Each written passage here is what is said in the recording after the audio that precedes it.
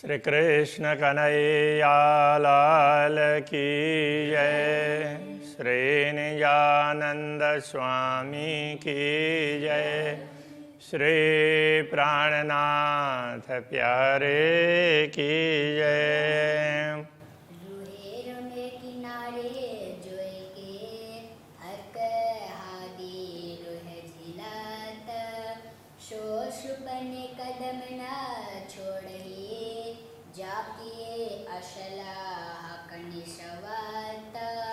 जाके असलह कनिशवत। श्री कृष्ण कन्हैया लाल की जय। श्री राज्य के चरणों को ग्रहण करना चाहिए, उनसे छूट अलग नहीं होना चाहिए।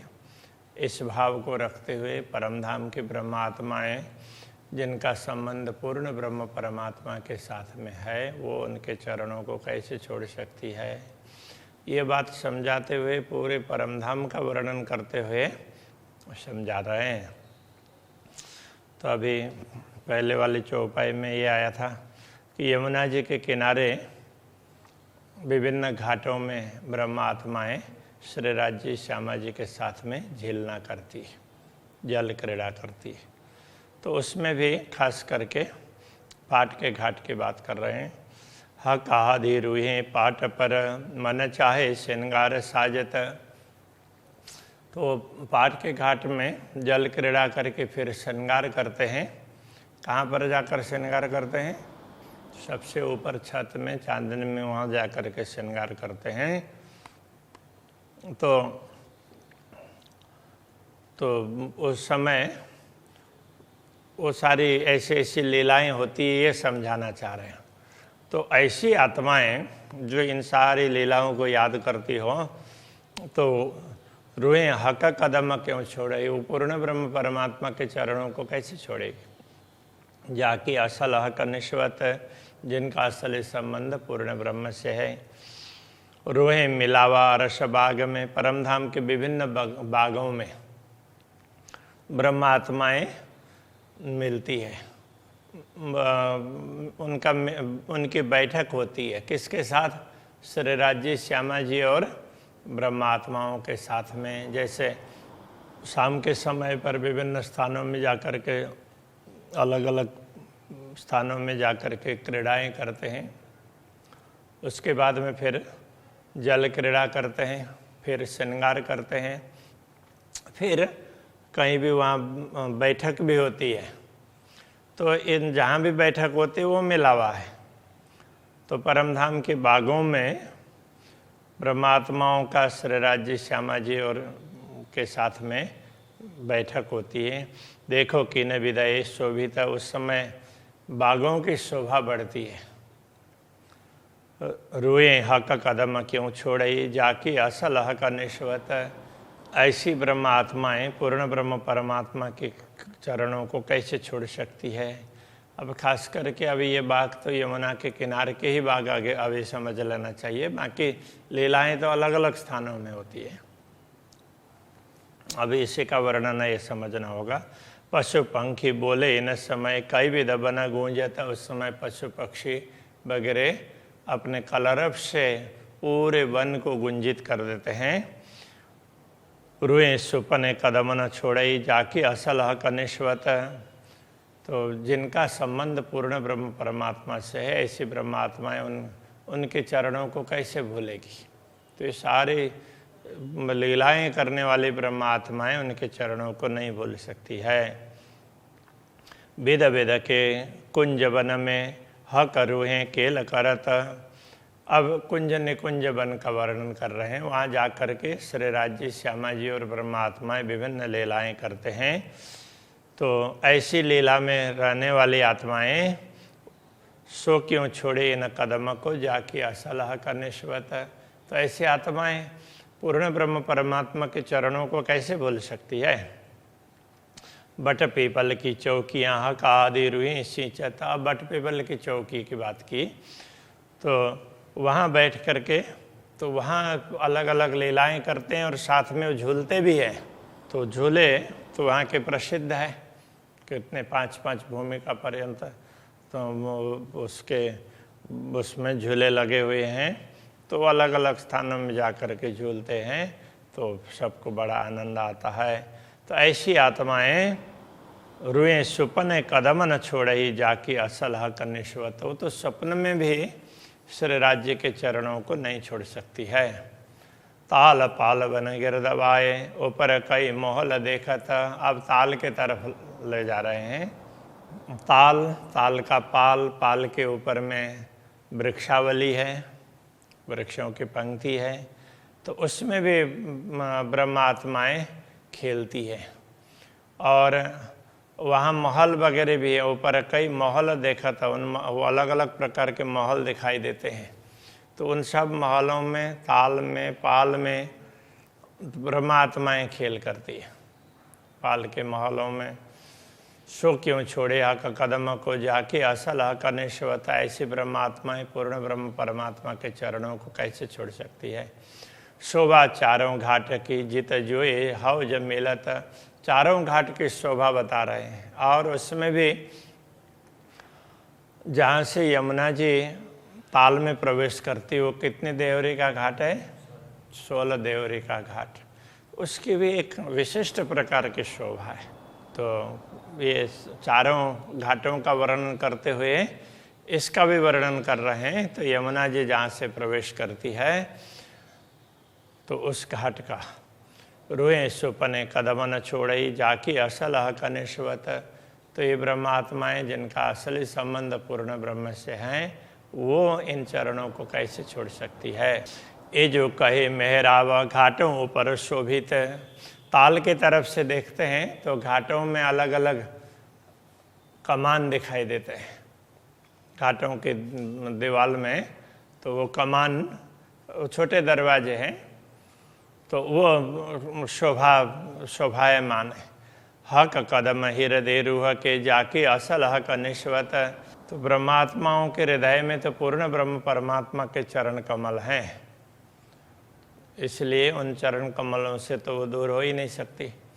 खेले हौज कोशर के बाग में रूहें बन डारी झूलत। तो ताल के बाग में तो ब्रह्मात्माएं खेलती है। और वहाँ पर जो वृक्षावली है ऊपर पाल पर, तो उनकी शाखाएं बहुत लंबी लंबी है। तो उन शाखाओं में भी ब्रह्मात्माएं जा कर के खेलती है और वहाँ झूलती भी है। वहाँ झूले वगैरह हैं। हक चरण सुपने न छोड़ई जाके असल हक निश्वत। ऐसी लीला करने वाली ब्रह्मात्माएं पूर्ण ब्रह्म परमात्मा के चरणों को नहीं छोड़ेगी। रुएं खेले टापू के गुर्ज में जा झरोखों बैठत। तो अब टापू महल के द्वीप प्रसाद की बात कर रहे हैं। तो वहाँ पर वो जैसे द्वार विशेष हैं, ऐसे गुर्ज भी विशेष हैं। और वहाँ गुर्ज में जा कर के झरोखों में बैठ कर के तो चारों दिशाओं के तो उनमें दर्शन करती हैं। कभी किसी झरोखे में, कभी किसी गुर्ज में जा कर के वहाँ के झरोखों में। तो इस तरह से चारों तरफ के दृश्यों का दर्शन करती है। तो सो क्यों रहे हक कदम बिना जाके असल हक निश्वता। ऐसी ब्रह्मात्माएं पूर्ण ब्रह्म परमात्मा के चरणों के बिना रह नहीं सकती। खेले अरस हौज टापू मिने हक भेले चांदनी चढ़त। अब वहाँ की लीलाओं में एक चांदनी की लीला, वो भी एक विशेष प्रकार की होती है। तो वहाँ चांदनी में श्री राज्य और श्यामा जी बीच में हैं, चारों तरफ परमात्माएं बैठी हैं और उनसे निकलता हुआ प्रकाश से पूरा आसमान में पहुंच जाता है और चंद्रमा के किरणों के साथ में जा कर के वो जूझने लगता है। और फिर वहाँ बैठ कर के चारों तरफ देखते हैं तो तालाब का चारों तरफ जल है, उसका भी प्रकाश ऊपर जाकर के चंद्रमा के किरणों के साथ में मिला हुआ हो, उस प्रकार का लगता है। तो ये सारे दृश्य चांदनी के तो वहाँ छत में बैठ कर के की हुई लीलाओं के दृश्य हैं। तो रूहें क्यों रहे इन कदम बिना जाके असल हक निश्वत। तो ब्रह्मात्मा इन चरणों के बिना कैसे रह सकती है। अब ये अलग अलग लीलाओं का दर्शन करवा रहे हैं और चरण कमल को याद करते हुए तो इन सब को दर्शन करना है, वो बात यहाँ पर समझा रहे हैं। नहरें मोहल ढापियाँ जल चक्राव ज्यों चलत। अब आगे वो माणिक पर्वत की बात कर रहे हैं, माणिक महल, वहाँ पर नहरें वगैरह, महल के नीचे से भी नहरें निकलती है और अलग अलग दिशाओं में निकलती है। तो इस तरह से नहरें मोहल ढापियाँ, तो महल के से ढपी हुई नहरें तो वहाँ पर निकली है। जल चक्राव ज्यों चलता, तो वहाँ पर अब नहरें कैसी है, इस तरफ से ऐसे वृत्ताकार में भी है, ऐसे क्रॉस भी है, तो इस तरह से, और उनमें से वो फुहारे वगैरह भी निकलते हैं। तो ऐसे ये तो जल है वो उस तरह से ऐसे घूम करके निकलता है बहता हुआ। तो मोमिन हक कदम क्यों छोड़े जाके असलह करने शिवता। ऐसी लीलाओं के पात्र ब्रह्मात्माएं पूर्ण ब्रह्म के चरणों को नहीं छोड़ सकती। कई मोहल मानिक पहाड़ में हिसाब में ना आवता। ऐसे अनेक प्रकार के महल हैं मानिक पहाड़ में। तो वह मानिक पहाड़ स्वयं भी विशेष है और उसके चारों तरफ वो नहरें वगैरह और वहाँ से फुहारे, वहाँ से वो जलधाराएं निकलती है, और फिर नीचे भी नहरें हैं, वहाँ पर भी फिर नहरों के बीच में कुंड है, उसके चारों तरफ में कुंड भी क्या है, वो ताल ही है, तो उसके चारों तरफ में महल हैं। तो उसके फिर वो ऊंचाई वो बढ़ती बढ़ती मानिक पर्वत के तरफ में गई हुई है, झूले लगे हुए हैं। तो इनमें तो ये कितने महल हैं जिनका कोई पारावारी नहीं है, हिसाब में ना आवता। तो ऐसी महलों में लीला करने वाली आत्माएं अपने धनी के चरणों को नहीं छोड़ सकती। वो कहना चाह रहे हैं, ये मोमिन हक कदम क्यों छोड़े ही जाके असलह का निस्वत। कई ताल नहरें मानिक पर ढिग हिंडोलों चादरें गिरत। अब कई नहरें हैं और उसमें फिर उसमें ताल है, नहरों के क्रॉसिंग में बहुत बड़ा उसमें भाग है, तो वो पानी का तो वो ताल जैसा दिखाई देता है। और ढिग हिंडोलों चादरें गिरता, तो वहाँ पर हिंडोलों के साथ में झूले लगे हुए हैं और वहीं पर फिर जलधाराएं भी गिरती है। तो इस प्रकार से तो ये वहाँ का दृश्य है। एक कदम मोमिन क्यों छोड़े जाके असलह करने शिवता। तो इन लीलाओं में सम्मिलित होने वाली इन लीलाओं के पात्र ब्रह्मात्माएं अपने धनी के चरणों को नहीं छोड़ सकती। कई भांतों नहरे बन में सागर होने का सम्मिलता।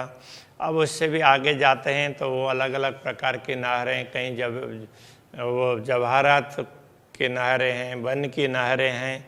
तो ये सब नहरों में क्या है, कई भांते नहरें वन में वन के अंदर वो उसमें अलग अलग प्रकार के नहरें हैं। तो सागरों निकट से मिला, तो वो सब निकल करके, जैसे मानिक पर्वत के नहर हैं तो वो महानद में मिलते हैं।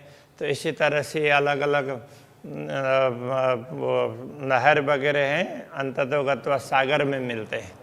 तो हाँ, नीर सागर में, तो इसीलिए वो सब सागर में जा कर के मिल जाते हैं। तो वहाँ लीला करने वाली आत्माएं मोमिन खेले कदम पकड़ के जाके असलह करने से बता। तो इन स्थानों में ब्रह्मा आत्माएं श्री राज्य के चरणों को पकड़ करके उनके साथ में रह करके लीलाएं करती है, तो वो उनको कैसे भूल सकेगी। कई बड़े मोहल किनारे सागरों, कई मोहल टापों झलकत। अब सागरों के किनारे में, तो सागर और फिर द्वीप, तो सागरों के किनारे में भी अलग अलग महल की बातें बताई गई है। तो वो दृश्य हैं।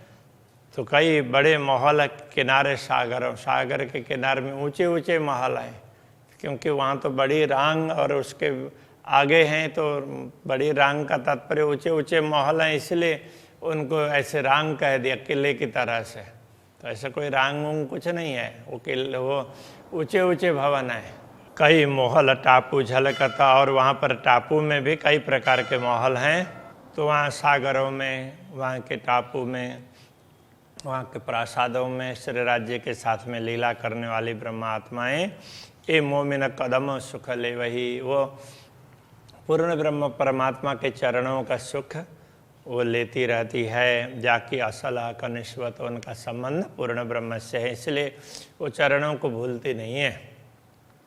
आगू बड़ा चौगान बन बिना दूब कई दुली चौ जुगत। अब यहाँ पर सीधा उधर सागरों से फिर लौट करके आए, रंग भवन के आसपास का दृश्य बता रहे हैं। रंग भवन के नजीक में ही बड़ा चौगान, वन बिना, वृक्षों के बिना बहुत लंबा चौड़ा मैदान है, तो पश्चिम का चौगान कहते हैं। दूब कई दुली चौ जुगत, वहाँ पर दूब वगैरह भी हैं, तो वो दूसरा दूब दुलीचा और पश्चिम का चौगान ये अलग अलग है। अन्नबन और उसके बाद में दूब दुलीचा, फिर पश्चिम का चौगान। तो वहाँ गलीचे की तरह से दूब है, और पश्चिम का चौगान और दूब दुलीचा दोनों की बात समझा रहे हैं। वहाँ लीला करने वाली ब्रह्मात्माएं मोमिन दौड़ के कदम पकड़े, ऐसे स्थानों में दौड़ दौड़ करके लीलाएं करती है, फिर दानी के चरणों को पकड़ती है। जाके असल हक निश्वत, तो जिनका असली संबंध पूर्ण ब्रह्म से है। हक हादि रूहे, इन चौगान में कई पशु पंखी दौड़ा होता। इन चौगान में, इस लंबे चौड़े खुले मैदान में श्री राज्य श्यामा जी ब्रह्मात्माएं तो वहाँ अलग अलग पशुओं के, पक्षियों की सवारी करके तो उनको वहाँ दौड़ाते हैं।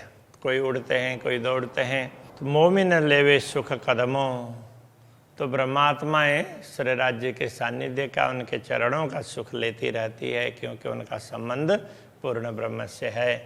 कहा कहूँ बाग रस का, जित कई रंगों फूल फूलत। अब वहाँ फूल बाग, नूर बाग का वर्णन कर रहे हैं। तो वहाँ बाग के फूलों की क्या बात करें, बाग की क्या बात करें, वहाँ अलग अलग रंगों के फूल खिल रहे हैं। रूहें क्यों रहे हक कदम बिना जाके असल हक निश्वत। धामधनी के साथ में उन बागों में विचरण करने वाली ब्रह्मात्माएं अपने धनी के चरणों को कैसे भूल सकती है। रूहें खेले फूल बाग में कई खुश हुए रस बहकत। तो जब ब्रह्मात्माएं फूल बाग में खेलती हैं तो वहाँ विभिन्न प्रकार के पुष्प रस का सुगंध है ना, वो चारों तरफ फैलता है। बहकना मतलब महकना, तो खुशबू सुगंध। सो क्यों रहे हक कदम बिना जाकी असल हक निश्वत। ऐसी ब्रह्मात्माएं पूर्ण ब्रह्म परमात्मा के चरणों को छोड़ करके रह नहीं सकती है।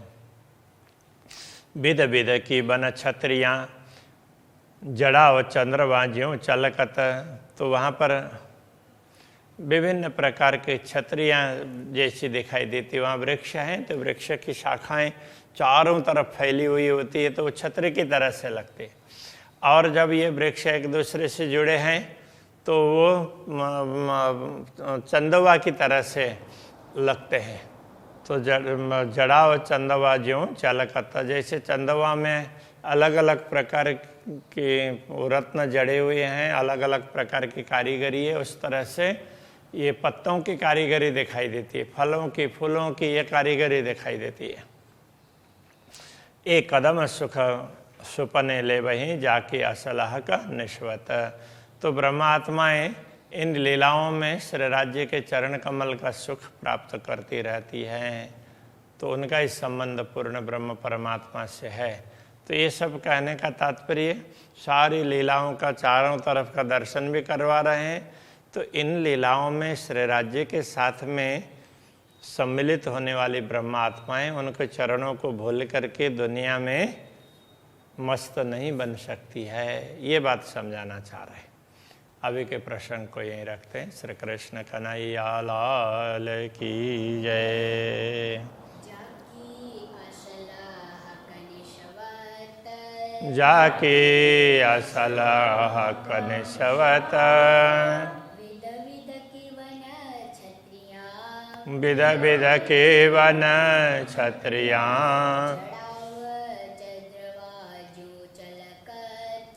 जड़ावत चंद्रमा ज्यों छलकत कदम सुख सुपने ले वही एक कदम सुख सुपने ले वही जाके असलाह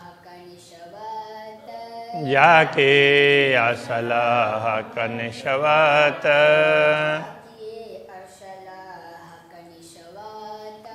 जाके असलाह कनिशवत। कृष्ण कन्हैया लाल की जय, श्री सद्गुरु महाराज की जय।